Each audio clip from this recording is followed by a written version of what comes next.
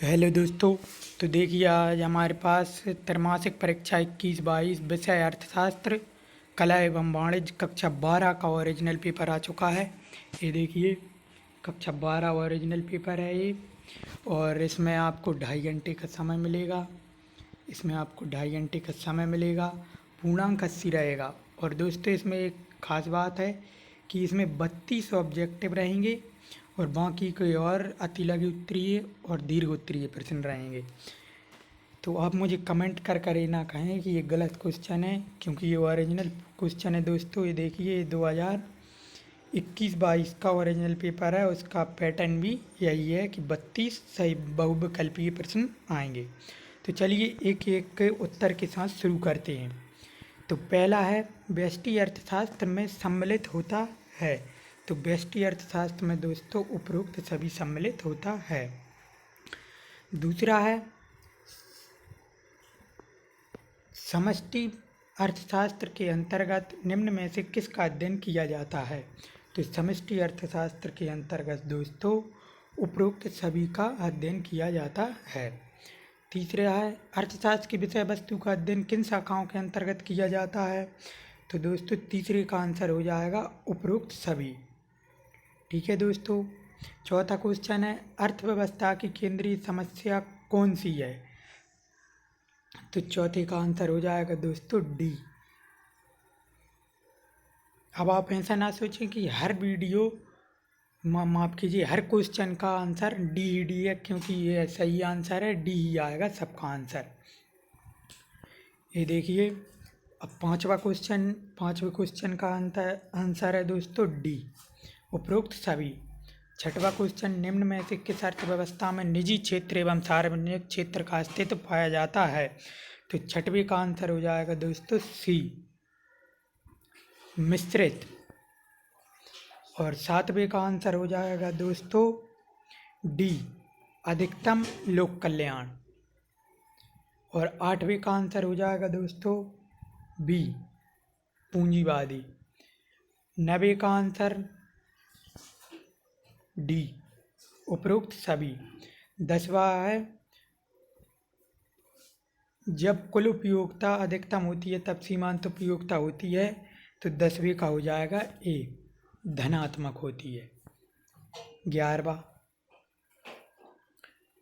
उपयोगिता का संबंध होता है। तो उपयोगिता का संबंध दोस्तों मानव की आवश्यकताओं की पूर्ति से होता है। 12वां है किसी वस्तु की मानवीय आवश्यकता की पूर्ति की क्षमता को कहते हैं। तो मानवीय आवश्यकता क्षमता की पूर्ति कहते हैं सी, उपयोगिता कहते हैं। 13वां है एक वस्तु की सभी इकाइयों से प्राप्त होने वाली उपयोगिता के योग को क्या कहते हैं। तो 13वें का हो जाएगा बी, कुल उपयोगिता।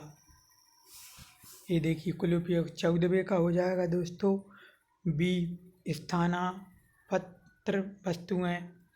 15वां है कॉफी के मूल्य में वृद्धि से चाय की मांग में बढ़ती होती है। 16वां है मांग में कमी के निम्नलिखित में से कौन से कारण हैं। 16वें का आंसर हो जाएगा सी, आ तथा बा, ये दोनों आय में कमी, उपभोक्ता की रुचि में कमी, और वह दोनों इसका आंसर हो जाएगा। 17वां है मांग की लोच है। तो दोस्तों मांग की लोच है गुणात्मक कथन। 18वां है गिफिन वस्तुओं के लिए मांग की लोच होती है। तो गिफिन वस्तुओं के लिए मांग की लोच 0 होती है। 19वां है मांग की कीमत लोच कितने प्रकार की होती है। तो इसका हो जाएगा 5 प्रकार की होती है। 20वां है मांग की कीमत लोच से अभिप्राय है। तो इसका हो जाएगा ए, कीमत में परिवर्तन कारण मांग में परिवर्तन होता है। 21वां है उत्पादन के साधन कौन से हैं। तो उत्पादन के साधन दोस्तों उपरोक्त सभी हैं। 22वां हो जाएगा वह कौन सा समय है जिससे उत्पादन के सभी साधन परिवर्तित किए जा सकते हैं। तो 22वें का आंसर है दोस्तों बी, दीर्घकाल। 23वां उत्पादन का सक्रिय साधन है। तो उत्पादन का सक्रिय साधन दोस्तों डी वाला ऑप्शन सही होगा, उपरोक्त सभी। 24वां है निम्नलिखित में से कौन सा स्थिर लागत नहीं है, तो 24वें का आंसर हो जाएगा कच्चे माल की लागत। 25वां है उत्पादन बंद कर देने पर निम्नलिखित में से कौन सा प्रभाव पड़ता है, तो 25वें का हो जाएगा सी परिवर्तनशील लागतें। 26वें का हो जाएगा ए यू आकार जैसा। 27वां है संतुलन कीमत के निर्धारक घटक कौन से हैं, तो 27वें का हो जाएगा सी आ एवं बा वस्तु की मांग एवं वस्तु की पूर्ति। 28वां है बाजार मूल्य पाया जाता है, तो बाजार मूल्य दोस्तों डी उपरोक्त सभी में पाया जाता है। 29वां है पूर्ण प्रतियोगिता में किसी वस्तु का मूल्य निर्धारित होता है, तो मांग एवं पूर्ति। 30वां है दोस्तों अति अल्पकाल में पूर्ति होगी, तो अति अल्पकाल में दोस्तों पूर्णतः लोचदार होगी। 31वां है दोस्तों 31वें का डी आंसर सही होगा। 32वां है कृषि वस्तुओं के लिए कीमत निम्नतम सीमा को कहते हैं, तो 32वें का हो जाएगा न्यूनतम समर्थन मूल्य को कहते हैं। और यहाँ से आपका दूसरा क्वेश्चन शुरू होता है जो बा वाला है लघु उत्तरीय प्रश्न। कोई 10 प्रश्न हल करने हैं आपको।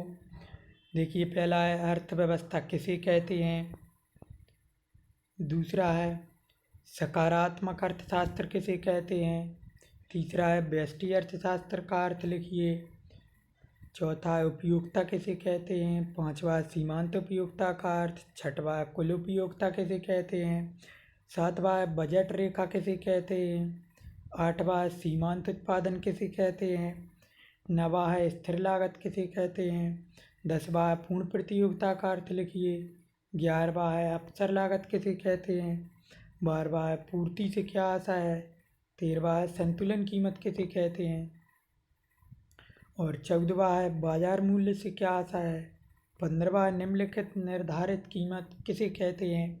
तो आप इनके सॉल्यूशन बुक में या गूगल पर सर्च कर सकते हैं, नहीं तो हमें कमेंट कर बताएं, हम इसके ऊपर भी जल्द से जल्द वीडियो सुबह से पहले इस पर अपलोड कर देंगे। और बा में आता है आपका दीर्घ उत्तरीय प्रश्नों में कोई 3 प्रश्न हल करने हैं आपको। ये देखिए पहला है केंद्रीकृत योजनाबद्ध अर्थव्यवस्था की 3 विशेषताएं, दूसरा है कुल उपयोगिता को उदाहरण द्वारा समझाइए, तीसरा है मांग का नियम लिखिए, चौथा है लागत वक्र यू आकार क्यों होते हैं, पांचवा है पूर्ण प्रतियोगिता की 3 विशेषताएं, इनमें से कुल आपको 3 करने हैं।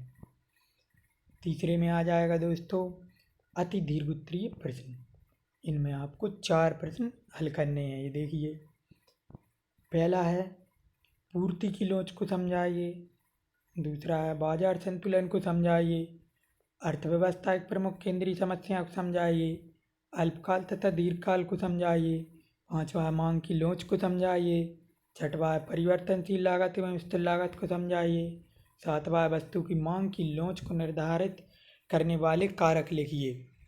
तो ये आपका दोस्तों अर्थशास्त्र कक्षा 12 का जो कि ओरिजिनल पेपर है, इसमें 32 ओटी आएंगी। मैं आपको पहले ही बता देता हूँ, नहीं कुछ लोग मुझे कमेंट कर बताएंगे कि ये गलत पेपर है।